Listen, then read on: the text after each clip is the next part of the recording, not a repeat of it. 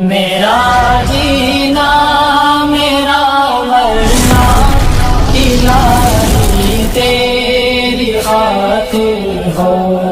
آپ کے مصنف علامہ نووی رحمۃ اللہ علیہ کا طریقہ ہے کہ پہلے قرآن پاک کی آیتوں کو موضوع کے مناسبت سے ذکر فرماتے ہیں، یعنی جو ٹاپک انہوں نے شروع کیا ہے اس کی مناسبت سے قرآن پاک کی آیتوں کو لاتے ہیں، پھر احادیث پیش فرماتے ہیں۔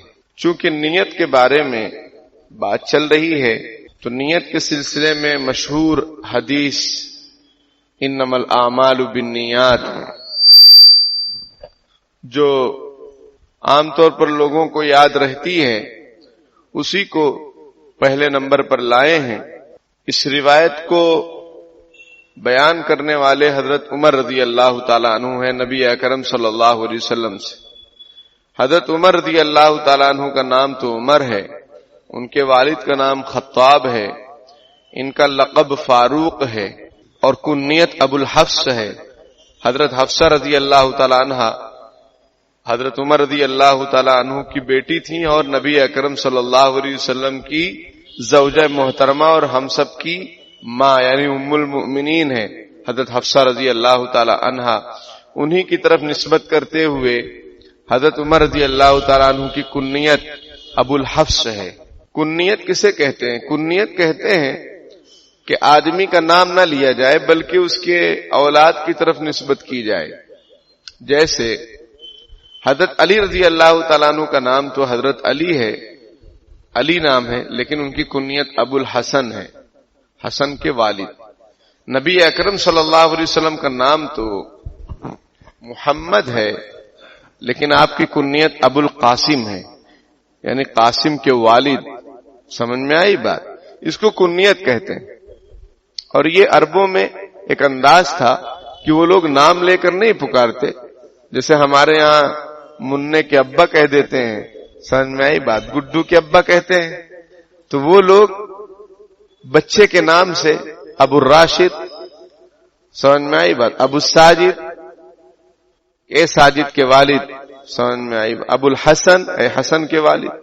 کبھی کبھی بیٹے کی جگہ بیٹی کا نام لیا جاتا ہے، جیسے حضرت ابو امامہ باہلی رضی اللہ تعالیٰ عنہ، ان کی بیٹی کا نام امامہ تھا تو ان کی کنیت ابو امامہ ہو گئی۔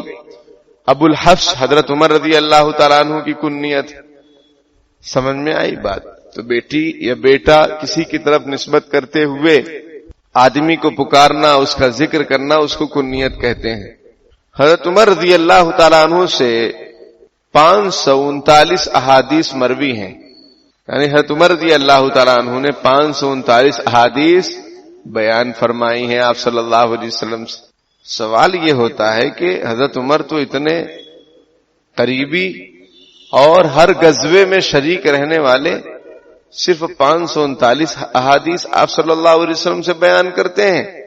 اس کا جواب یہ ہے کہ صحابہ اکرام بہت محتاط تھے آپ صلی اللہ علیہ وسلم کے نام سے حدیث بیان کرنے میں، کیونکہ ان کے سامنے ایک دوسری حدیث تھی، من کذب علی متعمدا فلیتبوأ مقعدہ من النار، کہ جو شخص مجھ پر جھوٹ بولے گا جان بوجھ کر وہ اپنا ٹھکانہ جہنم میں بنا لے۔ حضرت ابو بکر رضی اللہ تعالیٰ عنہ سے اور کم روایتیں مروی ہیں جو کہ ہر جگہ ساتھ تھے۔ سمجھ میں آئی؟ ان سے تو 500 بھی نہیں ہیں، 500 روایتیں بھی حضرت ابو بکر سے مروی نہیں ہیں، کیونکہ احتیاط، بہت ڈرتے تھے وہ کہ کہیں ہم کچھ بیان کریں اس میں غلط بیانی ہو جائے اور ہماری پکڑ ہو جائے۔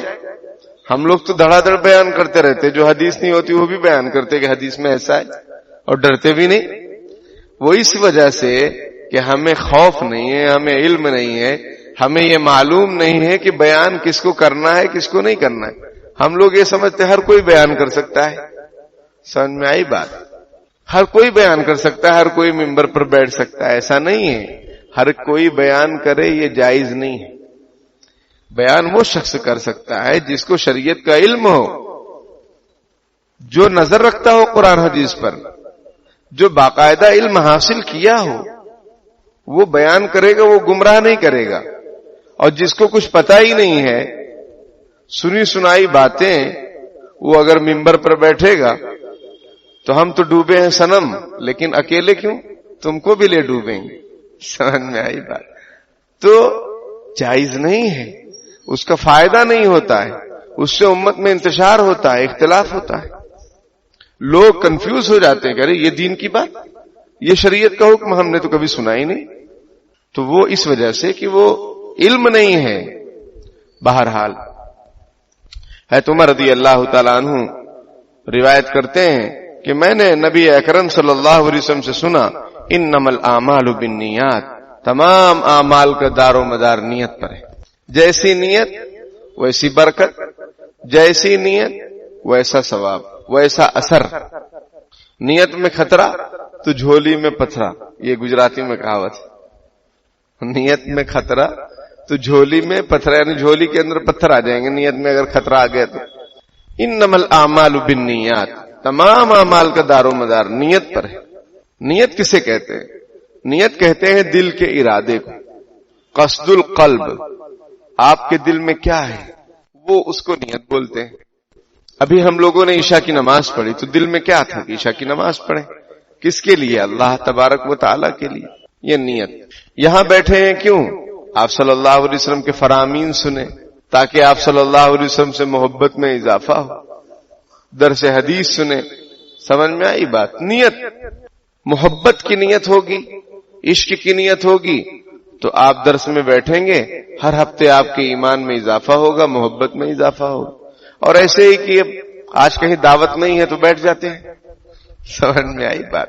دعوت ہوتی تو دعوت میں جاتے، کیونکہ وہ تو قبول کرنا سنت ہے. چاہے وہاں حرام کام ہوتا ہو، چاہے وہ 2 نمبر کے پیسے سے دعوت ہو، اس کی فکر نہیں ہے، لیکن دعوت قبول کرنا سنت ہے. تو آج دعوت نہیں ہے تو چلو بیٹھ جاتے ہیں. اور ایسے بھی عام طور پر جمعرات کو دعوتیں کم رہتی ہیں، جمعہ کو زیادہ رہتی ہیں.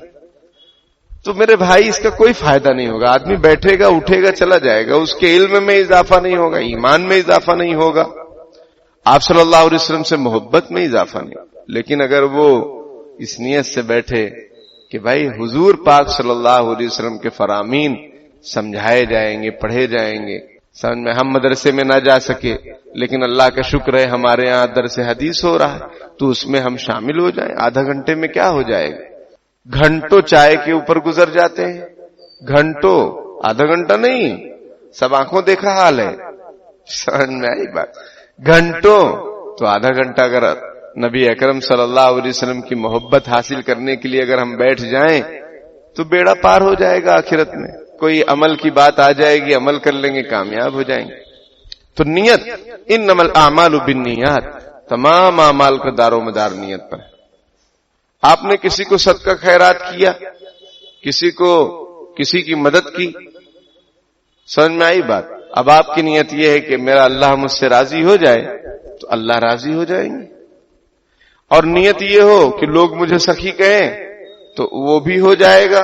آپ کے کانوں میں آواز آ جائے گی کہ آپ بہت سخی ہیں، کیونکہ حدیث شریف میں من سمع یسمعہ اللہ، جو سوچتا ہے کہ وہ سنے، اللہ اس کو سنوا دیتا ہے. آپ تجربہ کر کے دیکھ لیں. اللہ تعالیٰ بچائے ریاکاری سے. لیکن کوئی بھی عمل آپ کریں، آپ یہ سوچیں کہ لوگ اس کے بارے میں کمنٹ تو کریں. سمجھ میں آئی بات؟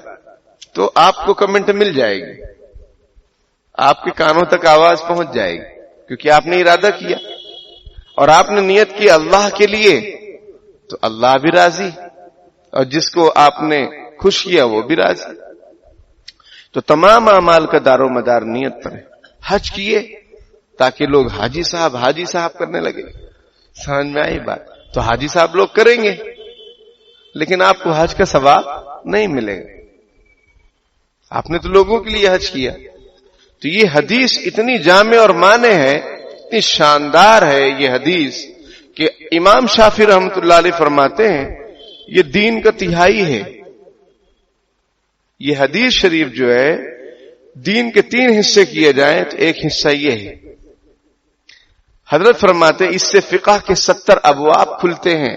اس حدیث سے امام شافعی رحمۃ اللہ علیہ فرماتے.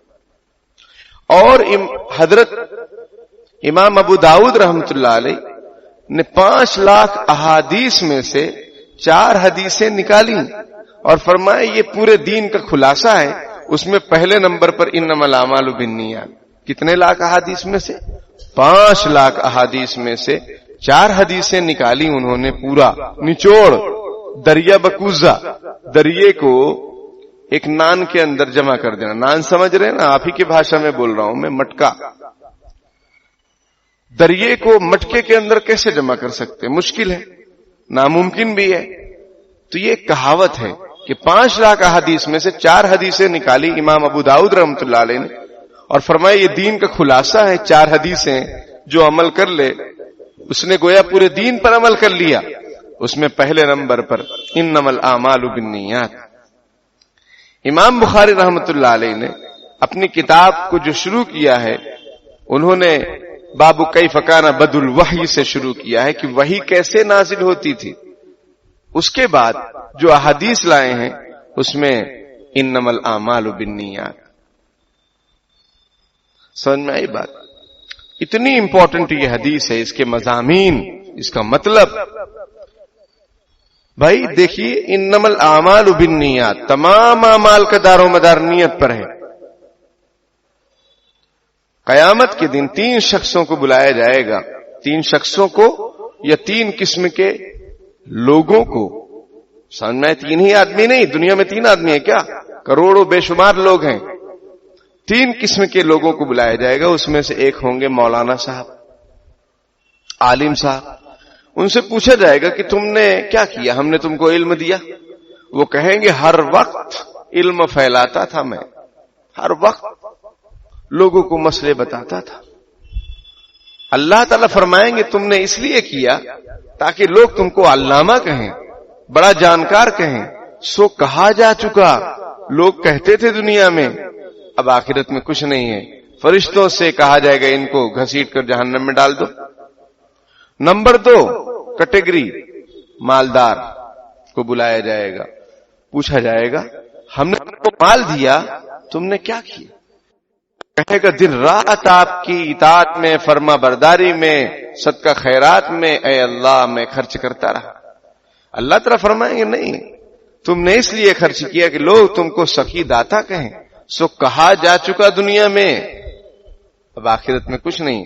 ان کو بھی فرشتوں جہنم میں ڈال دو گھسیٹ کر. نمبر 3 شہید کو بلایا جائے گا. پوچھا جائے گا تم نے کیا کیا، ہم نے تم کو زندگی دی. وہ کہے گا اے اللہ میں نے آپ کے راستے میں اپنی جان قربان کر دی. اللہ تعالیٰ فرمائیں گے کہ تم نے اس لیے اپنی جان قربان کی تاکہ لوگ تم کو بہادر کہیں. سو کہا جا چکا کہ یہ بڑے ویر ہیں، بہادر ہیں، کہا جا چکا دنیا کے اندر. اب آخرت میں کچھ نہیں ہے. فرشتوں کو حکم ہوگا ان کو بھی گھسیٹ کر جہنم میں ڈال دو. اس میں سب سے جو پوائنٹ والی چیز ہے وہ کیا ہے بتائیے؟ یہ 3 لوگ جہنم میں، 3 قسم کے لوگ جہنم میں کیوں جا رہے ہیں؟ نیت. انما الاعمال بالنیات، تمام اعمال کا دار و مدار نیت پر ہے. آگے حدیث شریف میں کیا ہے؟ وَإِنَّمَا لِكُلِّ امْرِئٍ مَّا نَوَىٰ.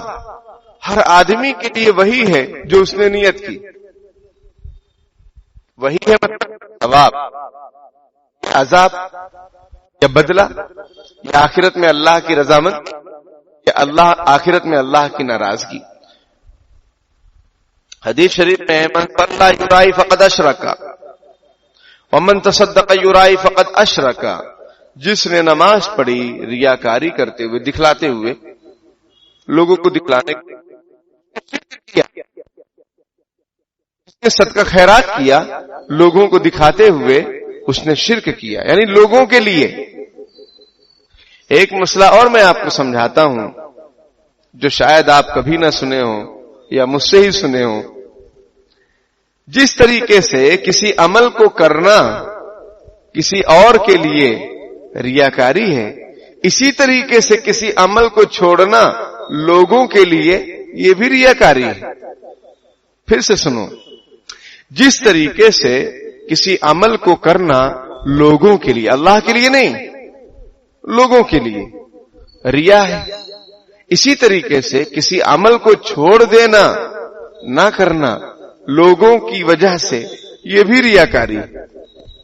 مثال کے طور پر آپ کا معمول ہے کہ آپ اپنے گھر میں चाश्त की नमाज 10 बजे पढ़ते हैं। अब कोई मेहमान आ गया 9:30 बजे, अब वो बैठा हुआ है, 10 बज गए, आपका मामूल 10 बजे का रोजाना। अब आप सोच रहे मैं उठूंगा नमाज पढ़ूंगा, देखो मुझे दिखलाने के लिए पढ़ रहे हैं। समझ में आई बात? तो आपने अमल किसके लिए छोड़ दिया? आदमी के लिए। ये रियाकारी है, ये भी रियाकारी है।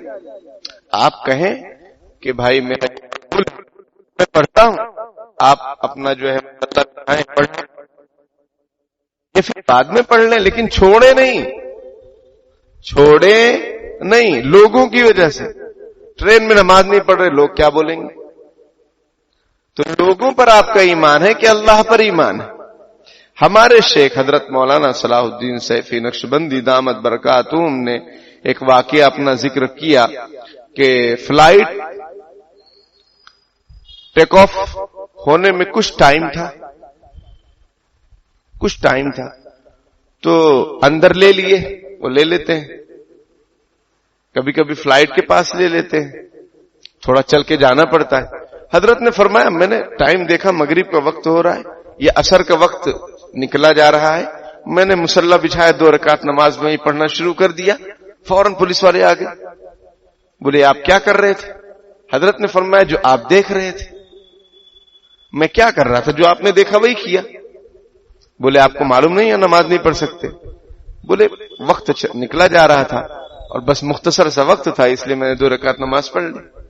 देखिए हजरत, मतलब इस वाकये से ये नसीहत हमें मिलती है कि हमें किसी से घबराने या डरने की जरूरत नहीं कि लोग क्या कहेंगे अगर मैं नमाज पढ़ूंगा इधर। तो ये नमाज की जगह है, ये मस्जिद है। जुइलत लियल अर्दु मस्जिदा, ये हमारे और आपके नबी ने फरमाया कि सारी जमीन को अल्लाह ने मेरे लिए मस्जिद बना दी है, कहीं पर भी नमाज पढ़ सकते हैं, कहीं पर भी, चाहे वो एयरपोर्ट हो, चाहे स्टेशन हो, कुछ भी हो। हां एक बात एहतियाती तौर पर कि आजकल हालात ऐसे हैं कि अगर आप स्टेशन पर नमाज पढ़ रहे हैं, आपका वीडियो बना लेंगे, आपके खिलाफ FIR कर देंगे। अगर ऐसा अंदेशा हो, कभी अंदेशा हो, तो एहतियात कर ले, कहीं अंदर में सेट करके कहीं दूसरी जगह बाहर निकलकर आदमी अगर चाहेगा तो मौका मिल जाए वहां नमाज पढ़ लो, खुले में ना पढ़ो। अगर खतरा है अपनी इज्जत नफ्स का, तो उसी नबी का फरमान है ला यंबगी लिल मुमिन अन युज़िल्ल नफ्सहु, मोमिन के लिए मुनासिब नहीं कि वो अपने आप को जलील करे।